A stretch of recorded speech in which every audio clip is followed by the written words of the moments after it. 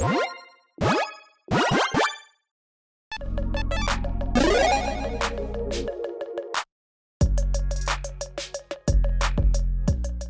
everyone, Mitch coming in from the temporary Commander's Quarters studio. Welcome to the show. Well, good morning and hello, Staff of Completion. Yeah, that's an interesting one to wake up to. So, Staff of Completion is an artifact for 3. Get ready, because it does a lot of things. Tap, pay 1 life, destroy target permanent you own. Tap, pay 2 life, add 1 mana of any color. Tap, pay 3 life, proliferate. Tap, pay 4 life, draw a card. Pay 5, untap Staff of Completion. Oh my goodness, yeah, a brand new staff, and we'll talk about the old staff here in a bit, but that is, well, okay, technically like 5 things that this does, but like 1 is just untapping itself. So yeah, 4 things that this can do on a 3-mana rock.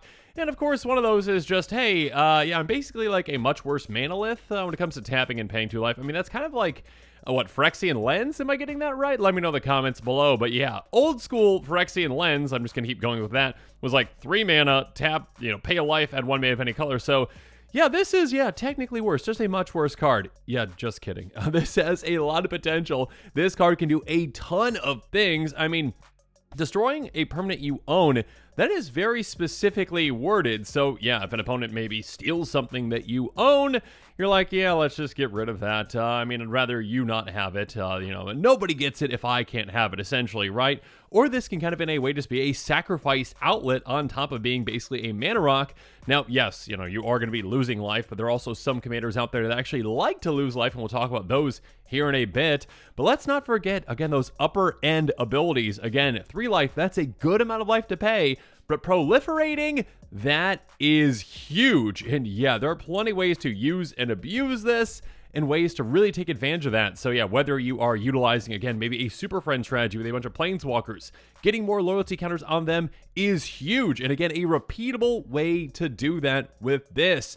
Or if you've got a counters build, whether that's ++1 counters or -1/-1 counters, or maybe you've got a poison build or infect or toxic or whatever all these, new confounding mechanics are. But yeah, ways to get, poison counters on your opponents, being able to just get more and more of those just on basically, again, a mana rock. And of course, again, 4 life, that is a good amount to pay, yes, but drawing a card, yeah, I mean, basically, again, for free without having to put mana into this. But if you do want to put mana into it, you can just keep untapping it to be able to utilize these again and again and again.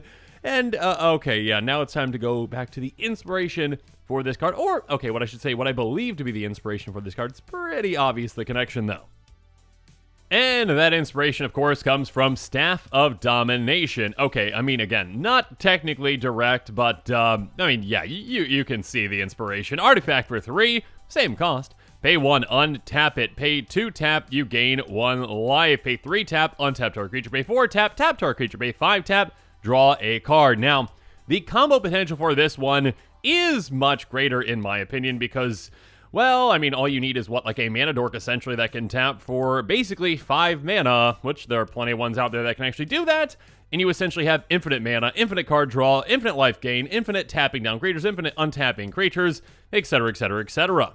Now, that being said, I mean, obviously, if you just have another way to generate infinite mana with our brand new staff, yeah, you've got infinite everything, essentially, as well. Although, obviously, I should mention that there's just a little bit of a restriction on there, and that is just how much life you have. But again, like I mentioned before, there are ways to, well, either negate certain life loss, or, kind of not negate it, but I guess balance it out with some life gain, obviously. Or commanders out there that actually want to, lose life. And I'm thinking about my old Selenia deck, essentially. Basically, hey, oh no, my life total's going down. Hey, let's swap life totals. Great.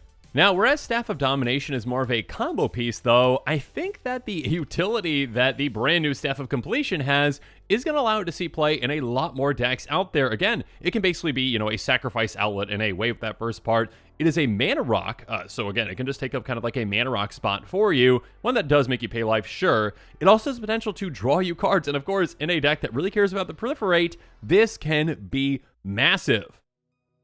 Because, yeah, the growing rate for a proliferate effect on something is actually quite high. I mean, let's take a look at Karn's Bastion, just as an example. A land, tap for a colorless, pay 4, tap proliferate. So, yeah, having to pay 4 to proliferate, we don't have to do that with this brand new staff. Again, with it, we essentially just have to pay 3 life. And the vast majority of Commander players out there would much rather pay 3 life or something than actually paying 4 mana. I mean, kind of the Karn's Bastion, it's kind of 5 because you have to tap the land as well. Regardless, Contagion Clasp, another example of this. Hey, enter the battlefield, get a -1/- counter target creature. Again, pay for, tap, proliferate. And, okay, probably should have mentioned what proliferating is. Yeah, choose any number of permanents and or players with the counters on them, then give each other counter already there. Contagion Engine, this is a big effect, and kind of actually, in a way, the new staff can kind of mimic this. When it enters the battlefield, you get a -1/- counter each creature target player controls. Okay, not that part, but pay for, tap, proliferate, then proliferate again. So this lets you proliferate twice for just 4 mana. I mean, obviously, it's a much bigger artifact coming into play, 6 mana in total. But yeah, with this brand new staff, if you really want to proliferate a couple times, again, let's say that your opponent is at, 8 poison counters maybe. Okay, tap, pay 3 life, proliferate, pay 5 mana into our brand new staff, untap it, do it again, take that player out. Or again, get to a loyalty amount that you need to get to on one of your planeswalkers. So again, in a way, this is a very efficient new way to proliferate, and again, one that can be used and abused quite easily. Outside of, paying 5 mana into it, there are plenty of ways to untap it so you can utilize it again. And like I mentioned before, yeah, in a way, this is kind of like a sacrifice outlet just built in on that first one. Yeah, tap, pay 1 life, destroy a target permanent you own. I mean, in a way, if you have, creatures that actually want to be sacrificed, we'll talk about some here in a bit.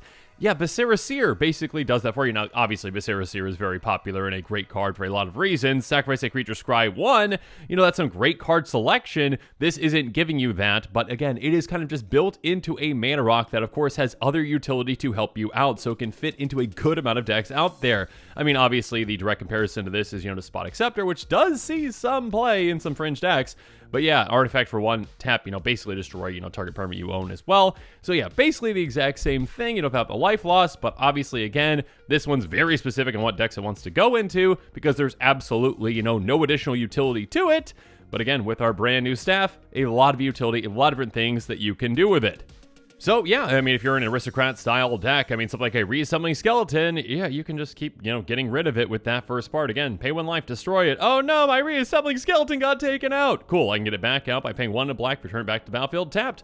Awesome. And yeah, again, if you want to do it again, pay 5 into that, untap essentially and do it again. So yeah, if you've got a lot of other, death triggers out there that you can really take advantage of, maybe like a Teysa Karlov deck, yeah, that might be a good consideration. Ichor Wellspring, again, an artifact that actually cares about getting taken out. Enters the battlefield, or it's been great from the battlefield, draw a card. So now you have, again, that additional flexibility that maybe something like a Viscera Seer does not have, because Viscera Seer, sure, can sacrifice creatures, but this can destroy anything that you own, including, again, artifacts like this one that actually want to get taken out and give you additional value. I mean, Solemn Simulacrum, yeah, that's another way to do it. I mean, okay, I guess that can apply to both, right? But regardless, Demonic Pact, that's something else that Viscera Seer can't take out. Enchantment, beginning of your upkeep, choose one that has been chosen. It's going to deal 4 damage to target creature player, you gain 4 life, target opponent discards 2 cards, you draw 2 cards, oh, and you lose the game. So yeah, this is one of those things that is really, really good until it's not, because then it can take you out. So yeah, again, having another way to, take out a permanent that is your own permanent that you don't want there anymore, or that you can get some value out of. Yeah, this card, again, has some utility with that. So yeah, on top of proliferating, on top of drawing you a card, on top of being a mana rock, getting rid of your own things can sometimes be a very good thing. Now, when it comes to commanders that might want to consider this brand new card, yeah, one of the first ones that came to my mind was the Beamtown Bullies. Vigilance, haste, tap, target opponent whose turn is, puts target non-legendary creature card from your graveyard on the battlefield under their control, gains haste, goad it, beginning of the next end step, exile it. So the key there is that the Beamtown Bullies, well, if you don't have a way to work around it, is going to give an opponent, one of your creatures, which can be fantastic, and a very detrimental creature to give them, maybe like something that might lose them some turns or make them sacrifice some permanents. But then, of course, there is that clause where you're going to be exiling that creature at the beginning of the end step. Instead of exiling it, though, hey, what if you had a mana rock that could maybe draw you some cards, maybe proliferate if you need that, but also let you destroy a permanent you own, because again, it does say own, not control, so that is your permanent. So again, I give that player, again, like a Hellcarver Demon or something like that. Oh no, it's gonna get exiled. No, it's not. I shall utilize my Mana Rock Staff thingy to destroy it, so I can use it again on another opponent. And yeah, this is definitely a commander that I think should be considering this card. Another commander that definitely came to mind right along, my Selenia Dark Angel deck is, Billis Broker of Blood. Absolutely loves losing life. Hey, whenever you lose life, draw that many cards. what's not to love about that? So again, every single one of the abilities on your brand new Staff of Completion gets even better. Hey, we'll destroy one of your own permanents, maybe, sure, but you get to draw, an extra card because of that. Hey, do you want to, get, a mana? Essentially just utilizes a mana rock. Wouldn't you love a mana rock that says, tap, lose 2 life, add 1 mana of any color, draw 2 cards? Yeah. Pay 3 life, proliferate, draw 3 cards on that, pay 4 life, draw a card. That's basically now what? Draw 5 cards at the cost of 4 life. And of course, Villas decks have, plenty of ways to, gain life, swap life totals, that kind of stuff too. So yeah, definitely a consideration for Villas.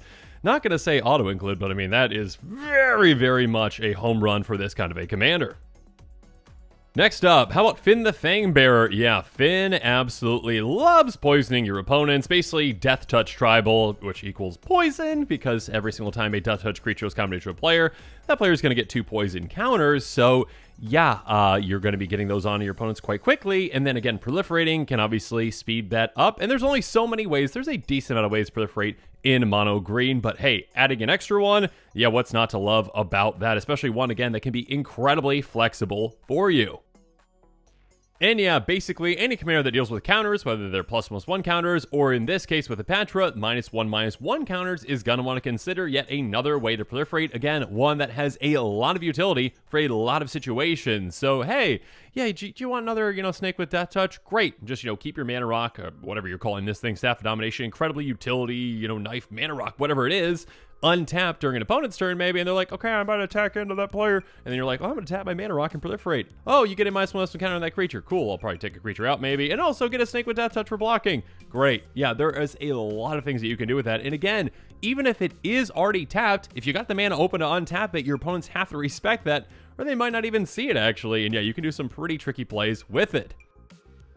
And finally, yeah, okay, I just have to mention, yeah, if you're in a Super Friends build, things that, proliferate can definitely help you out, obviously, like, with loyalty counters. So, yeah, Eska got out of the tree, or should I be saying the Prismatic Bridge, is, of course, a very fantastic Super Friends commander, one that is very popular. Basically, just get a free Planeswalker off the top of your library on every single one of your upkeeps. Just get it right into play. What's not to love about that? And yeah, just having, again, a very flexible card that can help you out in a lot of situations. Again, if an opponent happens to steal one of your things, cool, you can destroy it. If you want to just utilize it for mana, great. This can actually help get you the bridge out. Again, 1 mana of any color. If you want to proliferate, again, great with Planeswalkers. You need to draw a card, do that. If you want to do all those things, get infinite mana, untap it, do whatever you want to do. But yeah, again, there's a lot of different decks out there that can really consider this brand new staff. And again, although the other one, the original staff, is definitely, more powerful when it comes to potential for combos, this one, I think, has enough utility that it can actually fit in a good amount of decks out there.